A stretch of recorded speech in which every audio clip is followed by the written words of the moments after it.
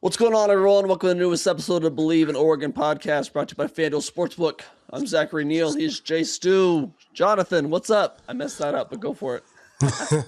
I'm good, man. Um, I think you're just a little bit, wore out from this past weekend. I'm Yeah? worn out, but can I tell you why I'm really excited? Why? I did not tell you this before we hit record.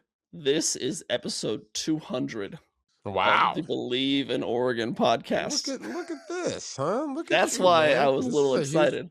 This is a huge deal. I know. This is a 200 milestone. Absolutely. Uh, And we get to break down the spring game for it. This is a Yeah, good time. So this yeah, worked out perfectly. So everybody is tuning in. This is a special Bleav in Oregon podcast that you're yeah. listening to here. So make sure you like and subscribe, star it, save it, share it, all those types of things because it's the 200th episode. Yes, it took me 200 episodes to call you Jonathan, which I've never Yeah. done before. I But, was like, but I'm gonna what? start doing that. Yeah, I don't know. I got it mixed up, but yeah, we're here to have some fun tonight. It'll be a relatively a quicker than normal show. Yeah, We're coming to you late on what day is it? Tuesday. I don't even know what day it is anymore. yeah. We're going to break down the spring game, talk about some, ramifications from that, where we go going forward, kind of stuff to look at over the offseason, and then get hmm into a little bit of Cleats off afterwards. And I want to hear about Jay Stu's golf weekend with Yeah. Matthew McConaughey. So we'll talk about that. First and foremost, the spring game. It was a beautiful sunny day in Eugene. I know that you didn't get to watch it live, but you went back and watched the copy. So just curious Yeah. your overall thoughts. My overall thoughts are, the fan engagement seems like it's at an all-time high. Yeah. I can't wait to dive into my questions for you because you were there on site. Mhm. Yep. So you have the opportunity to share with all of these fans of what that experience was like, what to expect in your eyes on the field. But I think, the highlights that I did see, it was good to see what was expected Mhm. from the guys that, especially on offense, right? Yep. Um, guys like Evan Stewart, Dorian Moore, and those are guys that we talk about, you know, in the season. And last year, the missing of Evan Stewart, Mhm. just being able to see him put on display what we missed, Yeah. is pretty He looked special. good. He Yeah. looked good. Yeah, so basically how we're kinda structuring today's episode, Jay Stu just has several, I don't know how many questions, but several questions that he's gonna ask me my opinion on from being there. I've got a few that I'm gonna ask him just from, what I was thinking about while watching that I would ask him. So, Yeah. that's kinda how we're gonna go through the spring game, then we're gonna get to some stuff after that. So, why don't you go ahead for me with your first question from the spring game? Yeah, since you were there, Mhm. you have to paint the picture for us, the vibe. Okay. We need a vibe check of the program. Okay. So Yeah. seeing all the ex players, like Kayvon Thibodeau, Panay Sewell, was Panay Sewell there? Was that Panay, something I yeah, read? Panay Yeah. was there, Tez, Tez Troy, Johnson, Dialador, Jordan Birch, Betcher, the Betcher hometown was there, hero. got drafted right before it, yeah, Yeah, Indiana, the Colts. yep, That's pretty special. mhm, Um, you know, was it like a homecoming energy? yeah. It felt it was really cool, it felt a little bit different than past years too. I kinda got the sense that going into year 5, Dan Lanning he's kinda figured this thing out. He knows that Yeah. this spring game weekend can be a really cool, really special marriage between past, present, and future. You've hmm got future, you've got a ton of I mean, I don't know how many five-star prospects were there on visits, but a lot of blue chip five-star, four-star kids were there taking it all in. You've got current players being drafted. They had cool, like, draft animations on the video board when, like, Malik Benson got drafted, Alex Harkey got drafted. They kinda stopped the act not stopped the action, but, But you that's know, cool. they Everybody gets to celebrate that together, right? The accomplishments Exactly. of what this program is putting out. And if there's any recruits that are watching all this, they're saying to themselves, "Wow, they're doing that. Wow, they're doing that pretty good, right? Here Absolutely. and if you're especially this day and age, right? You got so many, guys that are willing to transfer and drop out of their seat, to find a place for them to f- to be welcomed, right? To Mhm. have an opportunity to go out there and showcase, to get yourself to a level of playing to where you can get drafted. And you have Mhm. all those types of things happening right there in front of your face. As a football player, you see the past, you see the present, Mhm. and you see the very near past, like Yeah. guys like Betcher, right? Mhm.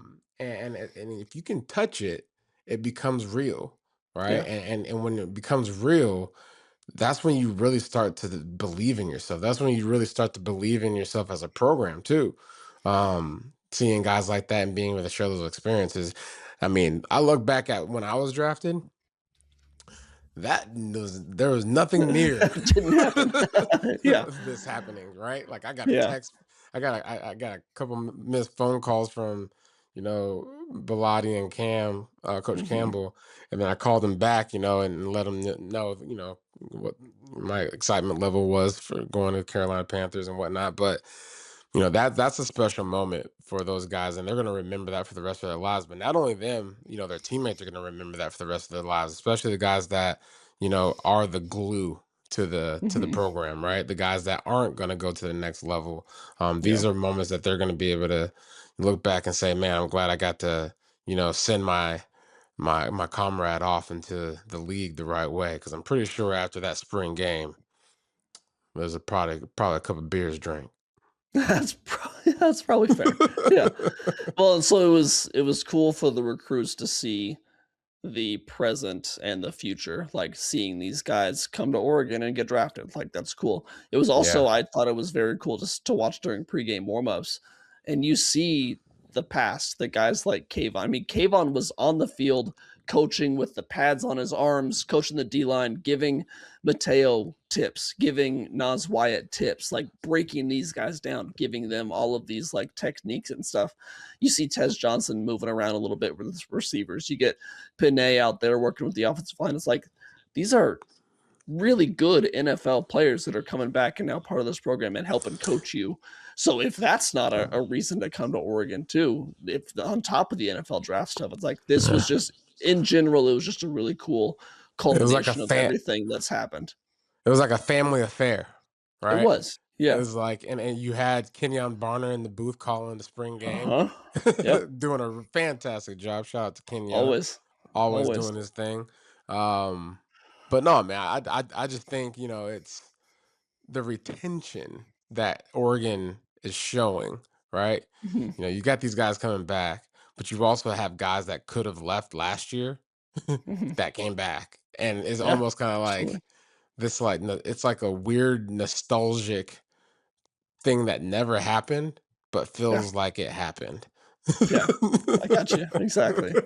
All right. What's your Yeah. next question? Yeah, so I mean, obviously, this game was a little bit boring. Not a It little was, bit, a lot as of bit. most spring games Spring are, games yes. are. What's one thing that stood out the most in a sense of the flow of the game? Were there any moments where you felt that like there was a little bit of energy shift through leadership of quarterbacking, or maybe it was on defense? What did you see there? I would say, like, there was 2 big, like, pops of the day, like, where the crowd kinda got jolted awake, you know? The first one was early on, and it was when Raiola hit Evan Stewart for the 79-yard touchdown on, I think, like, the 3rd drive of the game. That was like, Yeah, "Whoa, okay, these are 2 guys that we haven't seen either before or recently." I mean, Raiola, haven't seen it before in an Oregon uniform. It's like, all right, he's got an arm. He's got some nice touch, laid it out there for him. Evan Stewart, just the crowd. I think the happiness of seeing him back and just seeing hmm him do that again and seeing that speed. He was wearing a non-contact jersey, so I don't know yeah. how. I mean, I think that's still a touchdown That's a without the touchdown. like, Listen. When you see the speed on film, yeah, the you film don't lie. The eye in the sky whether don't the lie, buddy. jersey is green or black, you're still not catching it. So, Yeah, yeah, yeah. I don't know, but, and then at the end of the game too, when I mean, similarly, when Dorian Moore had the game-winning touchdown with, I think, like, less than 30 seconds left, that was another one where it was like, "Okay," and the fans were mostly asleep by then because Yeah. So it had been boring. so talk about the quarterback that threw that ball to him. Who is he? Brock. What Brock? Like what's his Yeah, deal? Brock Thomas. I mean, Let's talk about this. he's the guy who was I think he's a walk-on from Sheldon. We expected to be like QB4 last year, but ended up playing backup role behind Dante over Austin Novosad, and I still don't know why. Because all due respect to Brock, I think Novosad just is probably a more talented passer, but I don't know. Whatever. Yeah. I don't know. He's fighting for the QB2 spot. I think he's QB3. I mean, he was the first quarterback on the field this week because Dante didn't his team didn't have the ball first, but he started over Raiola. Whether or not that means he's actually the backup quarterback, I put zero weight in that. I think if in my mind it's Dante, Dylan, Brock, Achille. Yeah. But he's good for a QB3. I mean, this guy could start at a lot of group of six you know, schools out there. Like he's a talented player, and they obviously trust him enough last year to put him in the game against Wisconsin when Dante had I think he had a concussion, and trust him to go out there and at least hold the lead and win the game. So I think he's Yeah. fine. Do you see a guy like him or Achilles Smith Jr. Staying put, or you see these guys trying to knock on other doors? Brock, I see staying put probably just because like what's your quality of life as QB3 at Oregon versus starter at Bowling Green? Yeah, Like yeah, yeah, yeah. I think he's probably having a good life here. Isn't Eddie George Achille, at yeah, Bowling Green? I honestly don't know. That's where Austin Novosad transferred to, so that Yeah, was my that was yeah. comparison. Okay, yeah, yeah, yeah. Achille, I think will probably leave after this year just because Oregon just got a commit from five-star QB Will Menzel, the Hmm. number one QB in the 2027 class, who's going to come in and now would be competing with Achille for that starting spot after Raiola's year in 2027. So um, I would love if Achilles stayed on. I would love if he was one day good enough to be the starting quarterback at Oregon. I don't know if that's going to be the case, just because of the talent that they're bringing in, but we'll see. But if my money were on it, I think that he's gone probably after this year. No, I hear you. Yeah, go Yeah, spread your wings and fly somewhere else. And then because if you can't find he's it got an here, arm on him. He's a good yeah, player. He can play at he a looked lot of like Power Four schools. yeah, he has a great arm. It looks like he had a lot of good rhythm too. Mhm. Cadence of the offense and just kind of the presence there. Um, uh, Let me see, Dante Moore, Uh-huh. um, and Raiola. Like, what's Mhm. that relationship look like from the sideline? Does it look like it's a genuine brotherly mentorship program, or does it look like a "I'm coming for your spot" program? No, it seems to be legit. I Okay, think I really do believe that because you the never know. You never I know, know. yeah. It might be No, it's a bad fair blood. question. It's a very fair question. I genuinely believe that Raiola came in with the knowledge that he's going to be the backup this year. I mean, Yeah.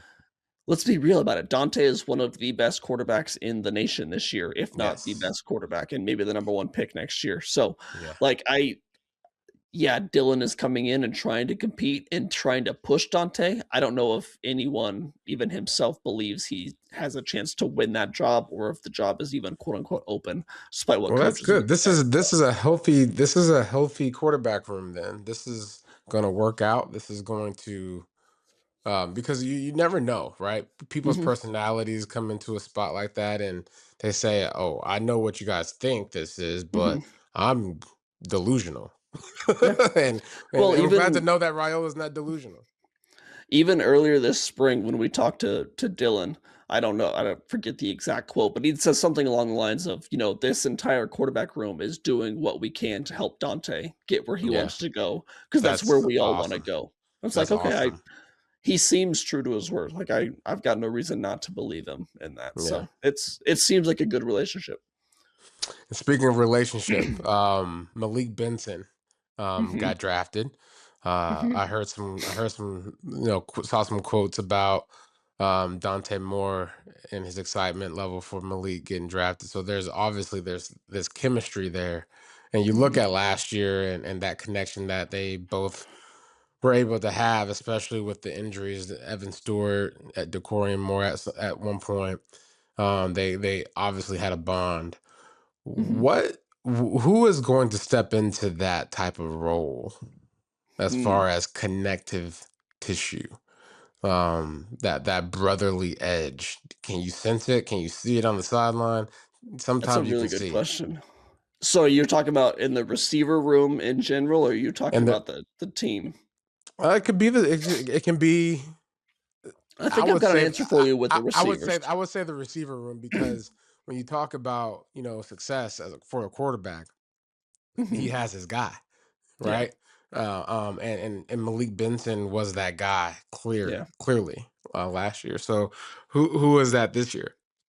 It feels early on, I mean, the easiest answer is Evan Stewart. I mean, he just kinda comes in, he plays, I mean, he's speedy, he's shorter than Malik was, but they play kind of a similar position, Hmm. similar role. It sounds like, I mean, we're just learning that him and Dante are much closer than we really knew just because we'd never seen them play on the field together, but Uh, Evan told us earlier this spring that, like, they both came to Oregon at the same time, like, they both transferred to Oregon at the same time, so they were both kind of learning the offense together, throwing all the time together. When Evan got hurt, it was Dante throwing to him, and he said that Dante was crying when he heard the news that Evan was out because he thought it was his fault oh that he threw a bad ball. So yeah. there's there's a good There's a relationship there. redemption. There's also a Yeah, redemption story there. yeah. Like, when, I love that. I just got chills. Uh Man, cuz when you are a young player and you're trying to figure out the reasons why you play this game. There's many reasons, and the reasons can change on a daily. I mean, obviously you'll have your main, mindset as far as like why I wake up in the morning, why I do what I do, what my goals are, what my expectations are. But every day there's a motivating factor that Mhm. pushes elite players to the next level. And I mean, you just nailed it. This feeling of, my brother is back on the field.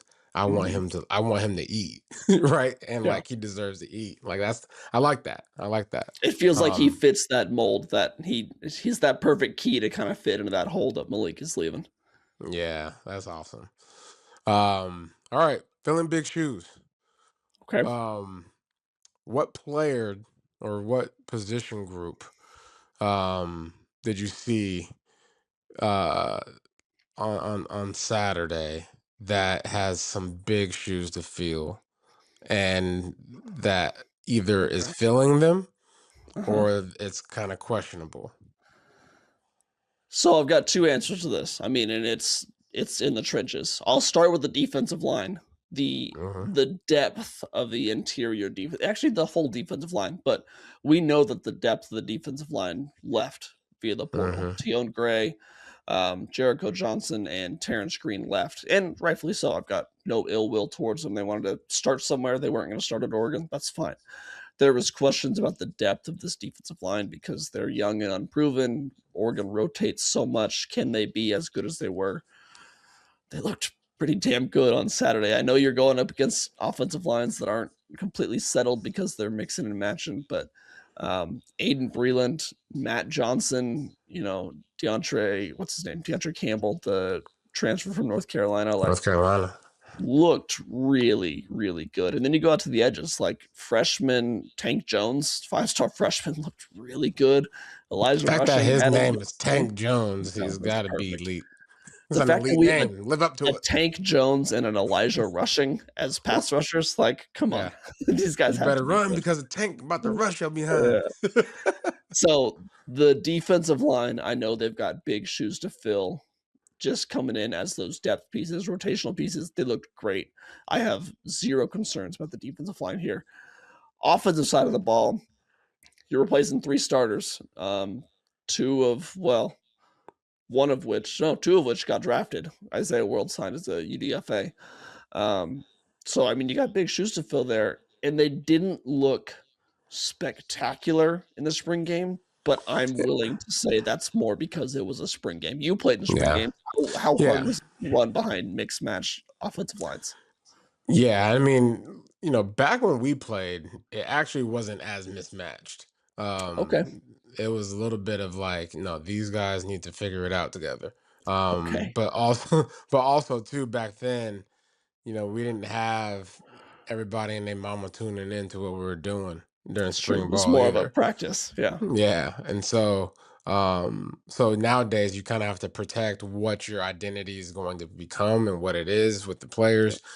But yeah, I mean, it's very hard. I mean, I saw a lot of breakdowns in, you know, pass blocking, run blocking, guys running through gaps, throwing guys on the ground. It was a little yeah, offensive line was kind of going through it in the run game. yeah. So you couldn't really see too much there. Um, so yeah, I mean, it's a tough sledding during the spring ball. I wouldn't say that I lost any confidence in the offensive line. Like I really I Yeah. expected to see this, I mean, this is but I kind of how it also was last year too. exactly. I also didn't gain any confidence in the offensive line. Like I gained confidence in the defensive line because I was like, all right, they look great. Now, Zach, listen, people are listening to this podcast. Are you telling us Uh-huh. that you are borderline indifferent about the offensive line? No, I'm just saying that I had questions going into this about the offensive line. I still have questions coming out of it. Like I had Okay. questions about the defensive line going in. I don't have questions anymore. They looked good enough for me to be like, yep, they're fine. The defense will be great. The Just offensive the line, I was like, depth. okay, I need to see it, but I also wasn't expecting to get answers to those questions coming in because, if they went out there and trotted out their starting five and played them together, I think they probably would have looked pretty good. But they didn't because it's a spring game. And so for me to go in expecting to see a ton, like that's just a fool's errand. So I I guess I am indifferent about what I saw. Like I didn't expect to see much and I didn't see much. Yeah. One more question with the offense. Okay. Going well, actually two more because I'm a running back. So, Of course. um, what them running backs look like? They looked good, but they were also, I think, handcuffed because of the offensive line play. Like Yeah, there were not a ton of running lanes. And I mean, we talked about this in text a little bit. They're playing thud football. They're not tackling to the ground. Like as soon as someone kind of wraps you up or hits you, the play's yeah. over. So you're not breaking tackles. You're kind of playing two-hand touch out there. It's like, all right, there were a couple runs that looked nice. They had some nice holes in the middle a few times, but I don't know. It was more of a passing 7-on-7 type day than a running day. So you're not sensing like a okey doke here going into summer as far as, oh, you thought that Jordan Davison was going to start? Well, Yeah. you're wrong about that, buddy. Well, what I did like to see is that Jordan Davison actually played a good Yeah, amount, and I didn't think we talked. I think last week I didn't think he was going to play that much because I thought that yeah. he was still kind of healing from his injury. I thought they sat out several players, which I'll ask you about in a sec. They could have easily sat Davison out and said, "All right, you're not 100%. Get healthy over the summer." They played Hmm. him, and so it was like, okay, he's closer to 100% than I thought he was. That's a great sign. Yeah, that's interesting. Maybe he wanted to play. Maybe he, Yeah, vocalized himself as a guy that, hey, I need to be out there. need those reps. Hmm. Do Well, you well, the I've got next what question. No, one no, no, no, no, no, let no. me I got build one. off of that one. You want I've to got go one off real that quick one? on that All though. right, go Yeah. ahead. Were you at all disappointed to not see certain guys play? I was disappointed to not see Gatlin Bear or Jeremiah McClellan play. Did that disappoint you at all, or is it kind of like, all right, it's fine, No, coaching staff? it's to me, it's spring ball. We talked about this, right? Like Mhm, it's spring ball. What are we risking here? And what do mhm, we really need to get out of this? mhm, Um, and I think for Decorian, he's young. We mhm, needed to see that. You need to see him out there to see what he can do in year two and just kind of build his confidence, especially since he's running track too. He's doing a mhm. lot of things right now. So are you keeping the main thing the main thing? Okay. Yeah. You want to run track? Okay, you can go run track just as long as you show up to this spring ball game. Yeah. So, and we're gonna give you this work too while you at it, since you wanted to go run track. That's all cool, fun and games. Yeah. Um, no, but in all seriousness, the spring ball game is all about getting your guys out there, showing some physicality, showing some speed, your alert, just how alert you are, your awareness on the field when it comes to your scheme, play calling, going through the rhythm of how you're going to run this offense or how you're going to run the defense. Um, and basically give these guys an opportunity to be together for the first time in front of fans in that Mhm. stadium. That's the first time that they all get to do that together as a unit. Mhm. And some of these guys, the young guys and guys that are transferred in, um, this is their first time ever experiencing Absolutely. Yeah. Autzen Stadium.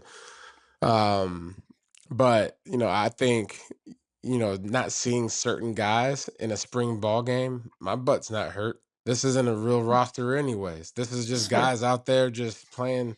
Hey, I'm picking you on my team. I'm picking Yeah. you on my team, and Yeah, for then you sure. go play ball. So Yeah. I hear you. butts not hurt. I just got to Okay. make sure that if you show up in the first game of the season, Yeah. that's all that matters. Yeah. I hear you. Alright, how many more you got? Um, I got a Let's couple do 1 more. or 2 more, yeah.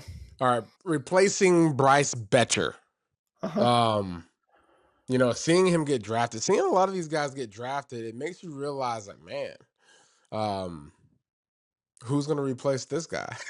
Yeah, fair question. Right? We already went through the offensive line, but Bryce Betcher, you know, this is a guy that was the heartbeat of this defense, Mhm. probably for 2 years. Yeah.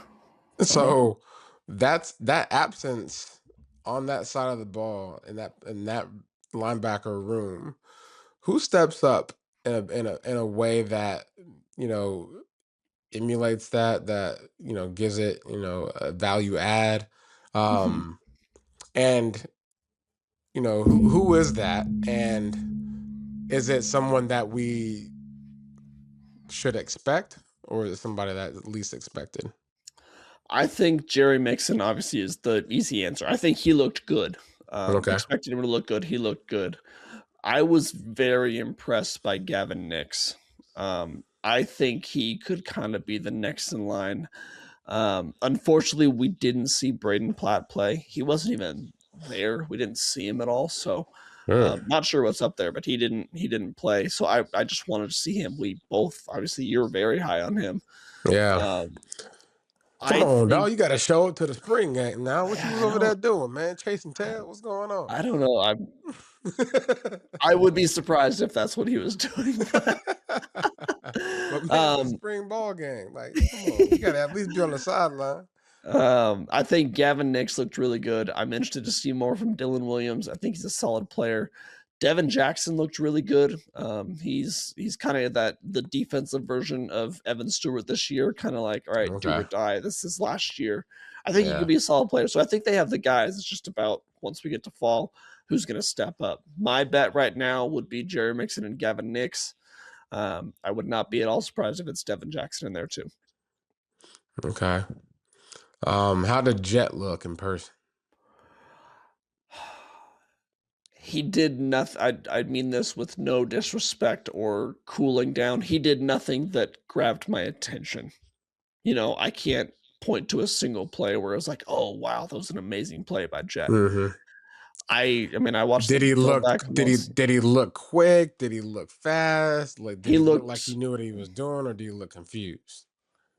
he looked physically ready. I would love to see him put another 10 pounds on over the next Okay. year, which is gonna happen as he just stays in the Oregon program, but, Yeah. Eat a um couple sandwiches, man. he didn't do anything like he was out of place. He did nothing wrong to catch my attention. He did nothing amazing to catch my attention. Okay. Um, all right. So if you are telling a Oregon Duck football fan, um, you know, a storyline Mhm. going in to the football season after the spring ball game and all the hype and all the new players on the roster. What is that storyline? Get ready to be hurt again because this is a year. No, I'm not saying you're going to get hurt. I'm saying get ready to put your heart out there because this is a year where those championship expectations are going to be there and they rightfully are. This team is so talented. I mean, I left the game thinking like, wow, this is the best roster under Dan Lanning. I think they absolutely can win it all. And that's a scary thought after the way the last 2 years ended, but this team's capable, man. This is really a really good team. Yeah, I got a question. You being a journalist, Oh, oh boy. What's one question that you wish people asked more about Oregon? About the team or like asking Dan Just or ask players? what's one question that you wish people asked more about when it comes to this team? Like as far as like you go into a press conference, right? Uh-huh. And it's like you hear all the same questions over and over and over and over. It's like, well, you're not asking the right question. Maybe it can be like as far as like the trajectory. I don't know, like Yeah, I or kind of got how one. how do you get to that trajectory or whatever. I think what I would want to ask, and I guess it's more of a not what I want to ask, but what I want a real answer to. There you go. Why can't they get it done in the biggest game of the year? And not even just get it done, but not get it done in such a magnificent fashion, like to Yeah, get blown out in your last two big games. That's yeah. what I would want to know the answer to. Like, you've got the talent, you seemingly have the coaching. What's missing? What is that Mm, missing piece to get it done? yeah. I don't know that we'd ever get a straight answer on that, It'd but be interesting to see if they were able to finish this thing off the right way, because if they don't, there's gonna that question will yeah, be asked, and I think it's gonna be a fair, reasonable, um, question to ask from the fans' perspective, because you're right, like the way you go out, right? It's not, hey, look, if you're getting ushered out the door, like yeah. go out, like a gentleman. Well, Don't and be out there's there kicking and screaming. yeah. And there's always excuses, quote unquote, and things to point to. I mean, last year, yes, the RB room was decimated. You had two coordinators that had a foot out the door. Like, Yeah. but and I guess this is a cosmic question. Like, why does that keep happening to Oregon? Why is that always something Yeah. that happens? So I don't know. I'm curious. Do you have any other questions before I move on to one thing that's semi-related? No, I do not. Okay, our good friends at FanDuel Sportsbook dropped their latest championship odds after spring football is here. We've got Ohio State at plus 550, Notre Dame at plus 700, Texas at plus 750, Indiana at plus 800, Oregon 850, Georgia 900, Miami 1200. What stands out to you there? Anything? Go through that list again, because I was distracted by just hearing their names. Ohio Wha- State All right, 550, Ohio State. Notre Dame 700, Texas 750, Indiana 800, Oregon 850, Georgia 900, Miami 1200. So Well, Oregon is there's three fifth on that big list. there's three Big Ten teams there, In the top and five, yep. we're the third Third of them. stepchild. There seems like, for no good reason at all. Who do these teams have coming back? I mean, Texas has Arch Manning Ain't worried and about some Texas. We good know who players. Texas is. Texas showed they behind last year. Ohio Listen, State has Julian Sand and Jeremiah Smith. Jeremiah Smith. Notre Dame has CJ Carr and See, some good veteran players, I think. Indiana is just Kurt Signetti and what Josh is Boozer. Miami doing there? I mean, they got What's his name from Duke? Why can't I think of his name right now? Yeah, so they got somebody from Duke. Darian Mensa, the All right, quarterback from Duke, Darian. Oh yeah, and yeah, he's a Mint. good player. I mean, he's better He than is a Carson good Beck. player, Let's be real.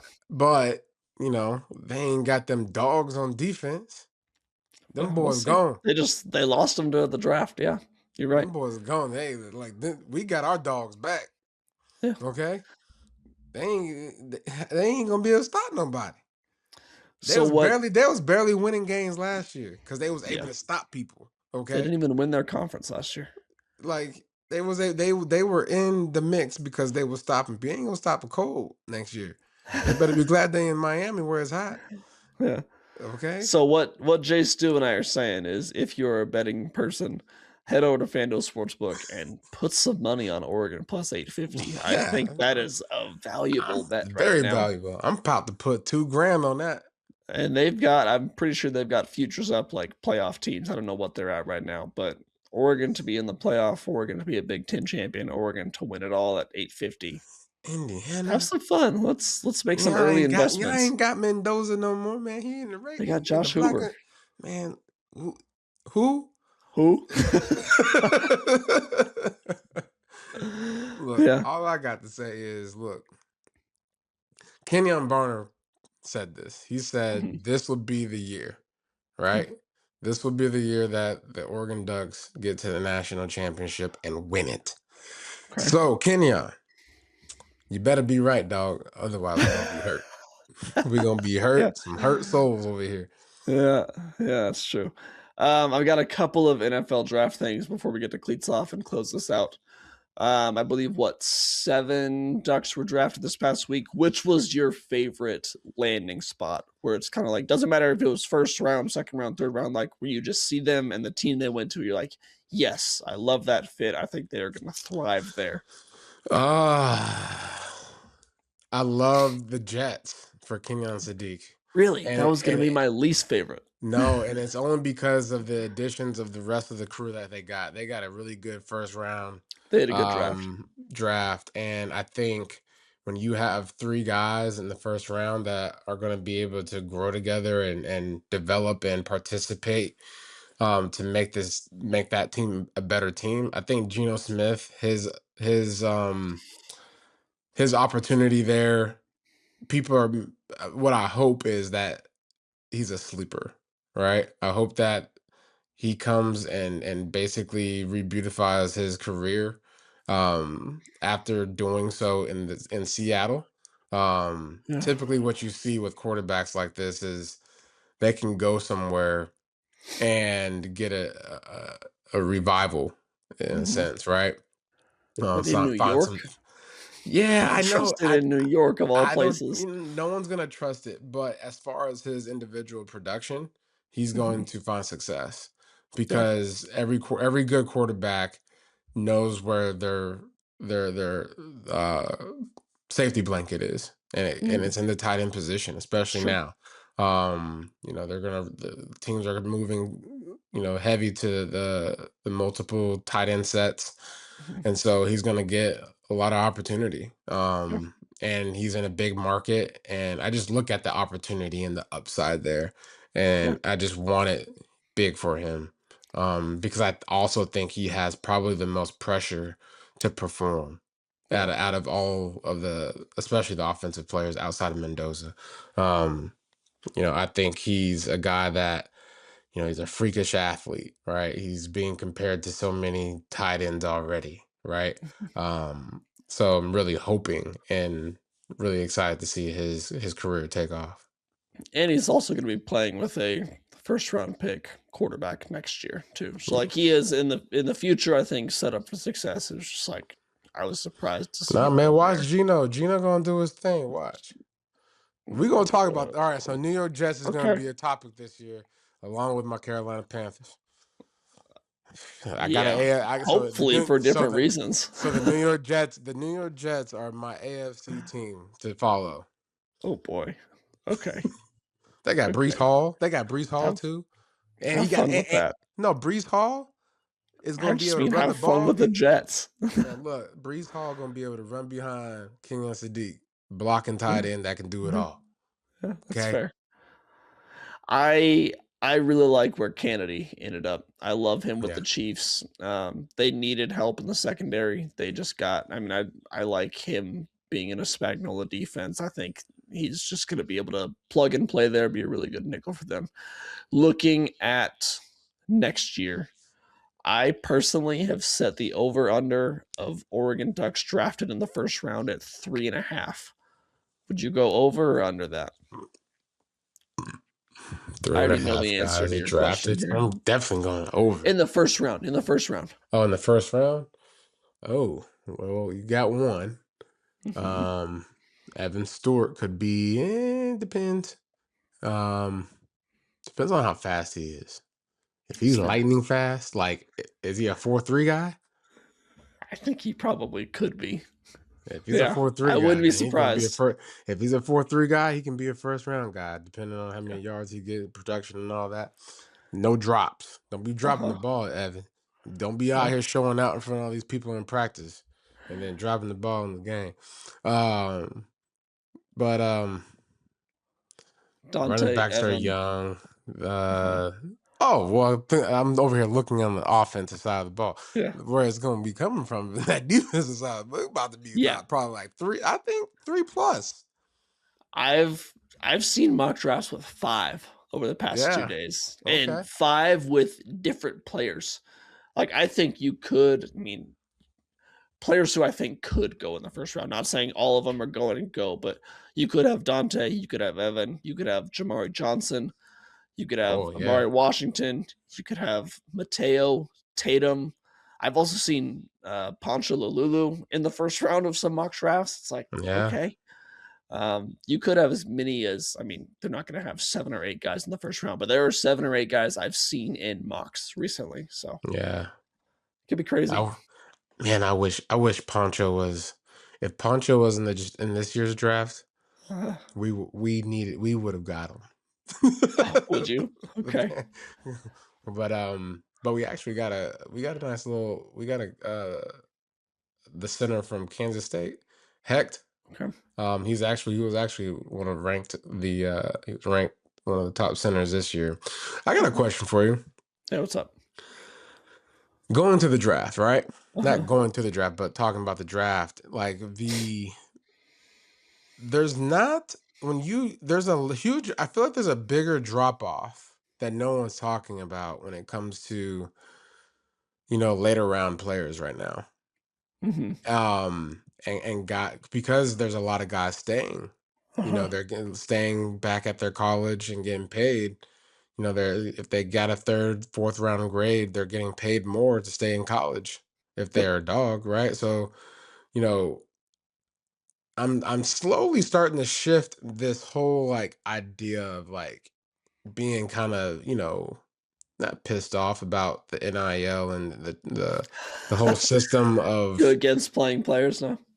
Well, no, I'm not against paying players, but as far as like the systems in place, I'm Uh-huh. pissed off about that because Okay. the scheduling and all those types of things. When you're able to switch schools and Yeah. man, when Portal for you're sure. when you're allowed to be tampered with as a player from a program, all those types of things is what it is blurred. Too many blurred lines there.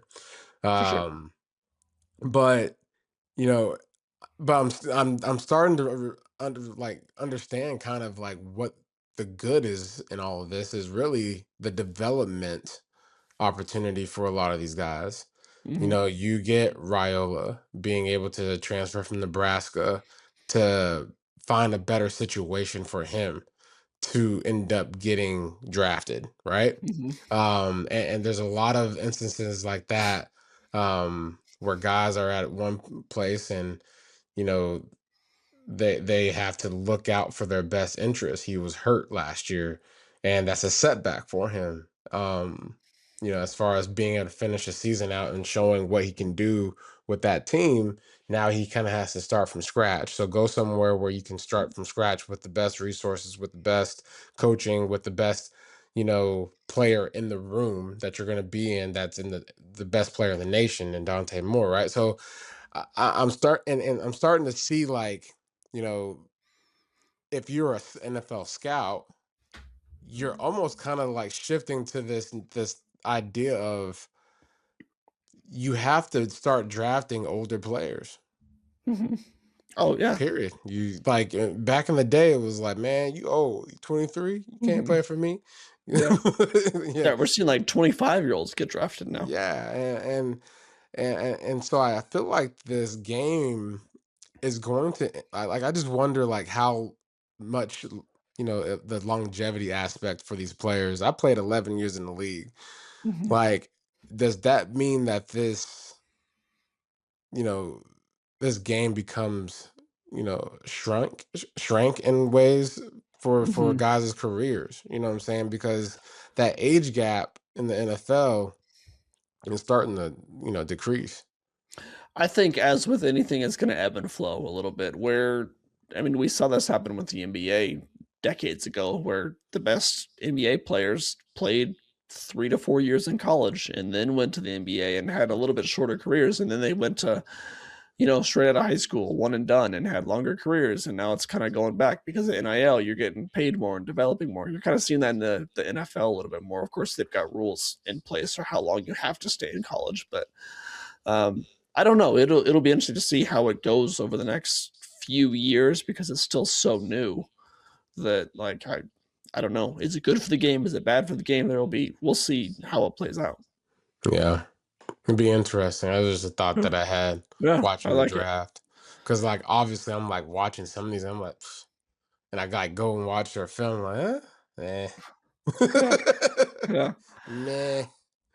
All right, you ready to take the cleats off? Cleats are already off, dog. All right, they have been off. They've been off. If you guys are still listening, yeah, they're off. What was this weekend like? Do you meet McConaughey? Did you get to golf with them? Tell me about it.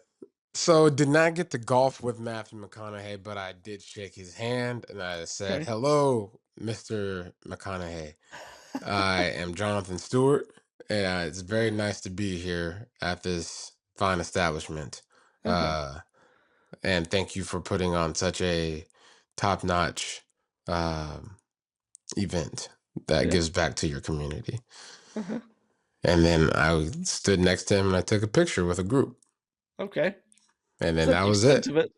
That was the extent. But we had a lot of cool. My wife and a friend of ours, we went there in support of a good friend of ours, Kevin, who actually Mhm, runs this event for 14 years. They've been doing this. Mac Brown, Jack, he's a country singer, and Matthew McConaughey. They come together to basically raise money that gives distributions to multiple charities. mhm. Up until that point, that weekend, they've raised 80, 82 million or something like that in Jeez. 14 years, which is really good for a charity. Yeah, that's I I didn't mean, think and then million was what you were gonna but say. man, they do it right, man. Man, Uh, Austin, they do it right. yeah. So we played two courses. We played where the University of Texas home courses, which Mhm. was nice in Austin. Um, hit some bombs. It was a scramble the whole time we were there, so I Uh-huh. didn't necessarily, you're playing a scramble. You're not necessarily checked in all the way. You're just kind of out Hit there and having a giggle. couple having a couple beers, laughs, giggles, hitting some bombs. Mhm. But I drove at least three games. I drove three greens Did you while I really? was Wow, yeah. okay. Um, there was one hole where it was a dog leg right Uh-huh, downhill, and I uh-huh. had to go over water. Oh. Okay. And so I cut the tree, I cut the corner, I went over the Mhm. trees, right? So if you're close your eyes with me right quick as I take you through a motion picture. Um, so you're on a tee box and you look straight ahead and there's trees, beautiful trees in Austin, Texas. It's not too hot, it's just perfect weather. And you're sitting up there and you're thinking to yourself, man, if I bend this corner, whoa, then I might mess around and get on the green. So that means I'd have to hit a slice. right? Or Uh-huh. like a mean Uh, slice. That's how big this dog a legs right is. fade if you want to control it. Yeah. Nah, man, it had to be You're a slicing it. slice. Because that's what's going to happen if I end up Uh-huh. doing it, right? So I'm like, nah, Uh-huh. don't do that, Jonathan. That's not your shot. That's not your shot. You can't just dial up a fade or Hmm. or a draw.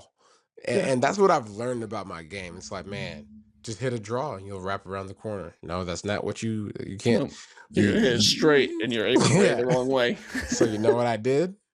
I What'd you do? turned my whole body on the tee Uh-huh. box and I pointed at 3 o'clock, Hmm. or no, 2 o'clock. I pointed at 2 o'clock from the tee box and I boomed it onto the green. Over the water, over the trees, over these, the tall trees that be next, like protecting Hmm. houses and all that. I Hmm. went all over it. I went over all of that. Everybody went crazy, man. It That's was great. awesome. I love That it. was that That's was a fun. highlight of my golf. But they Yeah. raised a lot of money. Saw Jelly Roll. He sang some good Nice. songs. My wife enjoyed it. Um, we've listened to a lot of new country artists, young and Hmm. up and coming. So it was a really cool event because we were entertained and there was a lot of money raised and we ate really good food.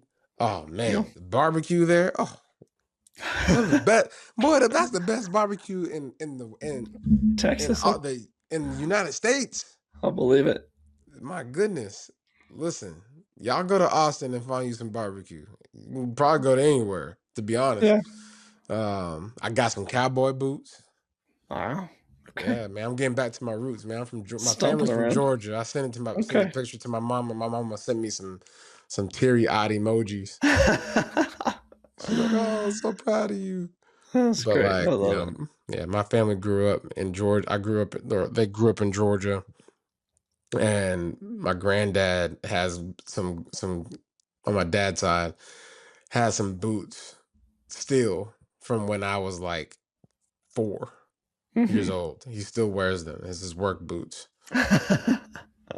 Wow.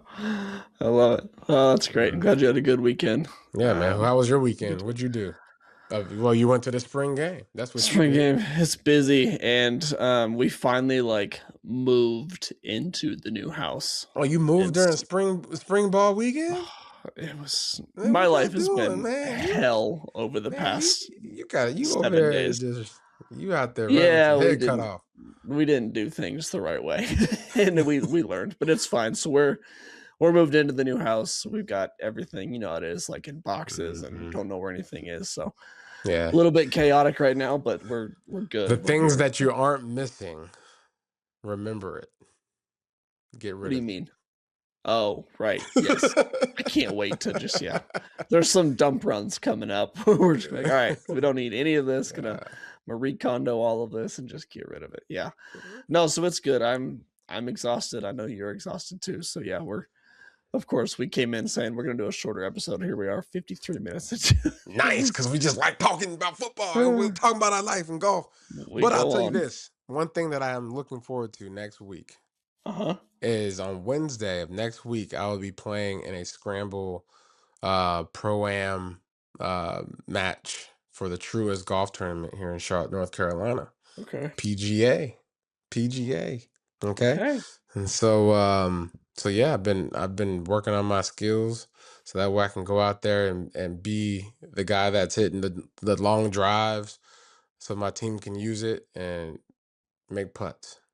What are the chances that someone in the PGA sees you and is like, "Oh, that guy's good. Let's just give him a tour card and just see what he does." I mean, you never know. If I go out there and start striping the ball long drive style, man, how you get on that Happy green so Gilmore. quick? Yeah. Yeah, 350. If I hit some 350 carries, yeah, he sign might. me up, doc. Yeah, and then they'll That see you fun. putt. Hey, Then they'll see your short game. just give me a coach. Give Yeah, me a that's it. coach. I got That's it. everything else in the Yeah, bag. yeah, that's it. All right, well, let's wrap it up there on that note. Again, thank you for tuning into the 200th episode. Just real quick, a thank you to, I mean, if you're still listening now, man, thank you God bless you. from the bottom of my heart. But seriously, like this entire ride has been incredibly fun. Really just like fulfilling to see like our audience grow and people just kind of interact and listen to us. I mean, I don't know. It's not what I would do with my free time, but You could have it's been been anywhere really in the fun. world, and your ears could Yeah. have been listening to anything in the world, but you're here listening to us. Here, listening to us talk about J Stu, maybe get a PGA Tour card from people Yes. seeing him play. Yeah. But no, really, it means a ton. Thank you guys. We can't wait for the next 200, so it'll be a lot of fun. You got anything to add before we get out of here? I do. Go Duck. Go Ducks. Go Ducks. All right. You can check out more of my work at duckswire.usatoday.com. Follow me at Zachary C. Neel on Twitter. Follow J Stu on Twitter at Jonathan Stu R1. For myself, Zach Neel, for my co-host John Stewart. We'll talk to you guys next week. Until then, take it easy.